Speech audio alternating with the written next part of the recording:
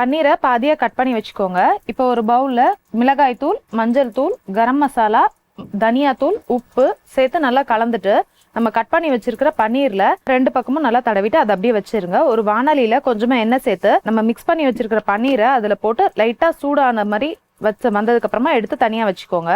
அதே வாணலியில இன்னும் கொஞ்சம் எண்ணெய் சேர்த்துட்டு பொடியா கட் பண்ணி வச்சிருக்கிற வெங்காயம் சேர்த்துக்கோங்க. வெங்காயம் நல்லா வதங்கினதுக்கு அப்புறமா இஞ்சி பூண்டு விழுது சேர்த்துக்கோங்க. இது கூடவே ஒரு பச்சை மிளகாவை கட் பண்ணி சேர்த்துட்டு கருவேப்பிலையை சேர்த்துக்கோங்க. இப்போ இது நல்லா வதங்கினதுக்கு அப்புறமா பொடியா கட் பண்ணி வச்சிருக்கிற தக்காளி சேர்த்து நல்லா வதக்கிக்கோங்க. நல்லா வதங்கினதுக்கு அப்புறம் மஞ்சள் தூள், மிளகாய் தூள், கரம் மசாலா, தனியா தூள், தேவையான அளவு உப்பு சேர்த்து நல்லா வதக்கிக்கோங்க. இதோட பச்சை வாசனை போனதுக்கு அப்புறமா கொஞ்சமா தேங்காய் பால் சேர்த்துட்டு இது நல்லா கட்டியானதுக்கு அப்புறமா ஒரு வாழை இலையை நல்லா சூடு பண்ணிட்டு மசாலாவை ஃபர்ஸ்ட் ஒரு லேயர் வச்சுக்கோங்க.